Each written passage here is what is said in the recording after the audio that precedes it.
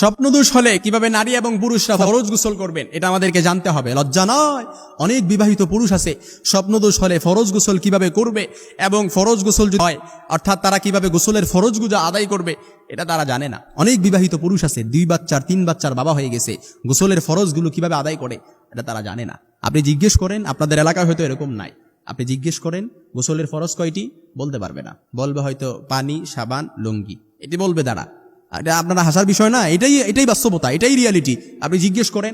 আবার অনেক যুবক যুবতীরা আছে যাদের স্বপ্নদোষ হয়, তারা হয়তো গোসলের ফরজগুলো কিভাবে আদায় করে এটা জানে না, যার কারণে তারা নাপাক থেকেই যাচ্ছে এবং অনবরত ফেরেশতারা তাদেরকে লানত দিচ্ছে। আহা, এগুলো আফসোসের বিষয়, পরিতাপের বিষয়। স্বপ্নদোষ যেমনিভাবে যুবকদের হয়, যুবতীদেরও কিন্তু হয়। যে যুবতীদের স্বপ্নদোষ হয় না, বুঝতে হবে অসুস্থ, ওদেরকে ডাক্তার দেখাতে হবে। এজন্য স্বপ্নদোষ হয়, আমাদের গোসল ফরজ হয় নানা কারণে। এজন্য গোসলের ফরজগুলো কিভাবে করবেন এটা আমরা আপনাদেরকে একেবারে সংক্ষিপ্ত পরিসরে বলে দেব। রাসূলের হাদিস থেকে রাসূল সাল্লাল্লাহু আলাইহি সাল্লাম আমাদেরকে খুব সুন্দরভাবে প্রেসক্রিপশন দিয়ে দিয়েছেন। রাসূল সাল্লাল্লাহু আলাইহি সাল্লাম আমাদেরকে খুব সুন্দরভাবে এই ভুলগুলো শুধরিয়ে দিয়েছেন।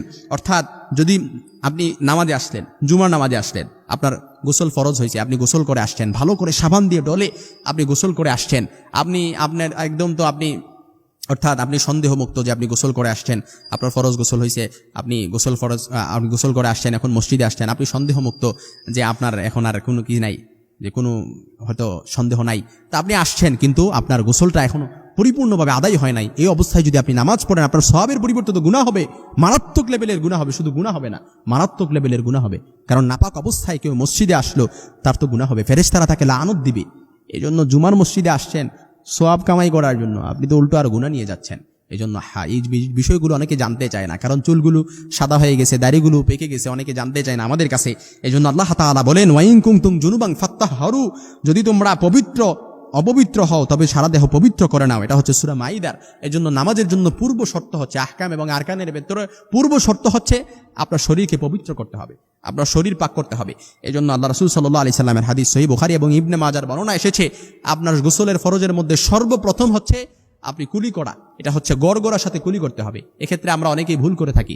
আল্লাহ রাসূল সাল্লাল্লাহু আলাইহি সাল্লামের হাদিস, আপনি গোসলের ফরজ অর্থাৎ কুলি করা এটা কিভাবে করবেন, রাসূল সাল্লাল্লাহু আলাইহি সাল্লামের হাদিসে এসেছে কুলি করার বিষয়ে, অর্থাৎ মাজমাজা শব্দটা এসেছে। এক্ষেত্রে অনেকে বলেছেন কুলকুচা করা, অর্থাৎ যেন আপনি মুখে পানি নিবেন, পানি নিয়ে গড়গড়ার সাথে যেন গড়গড়া একটা আওয়াজ হয়, মাজমাজা শব্দটা হয়, অর্থাৎ কুলকুচা শব্দটা যেন আওয়াজ হয়। 2 নাম্বার হচ্ছে ইস্তেনশাক, নাকে যে পানি নিবেন এই পানিটা যেন ইস্তেনশাকে পৌঁছায়, অর্থাৎ নাকের নরম জায়গায় যেন পৌঁছায়।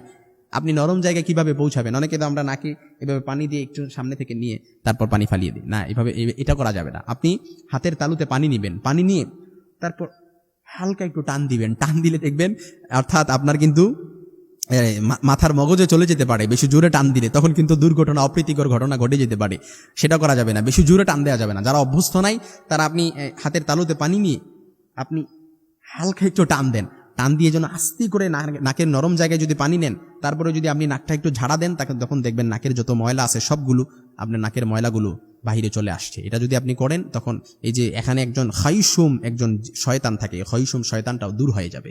তারপর 3 নাম্বার হচ্ছে আবু দাউদের বর্ণনায় গোসলের ফরজ 3 নাম্বার যেটা এসেছে সেটা হচ্ছে সারা শরীর পানি দিয়ে এমনভাবে ধোয়া যাতে করে দেহের চুল পরিমাণ জায়গাও শুকনা না থাকে।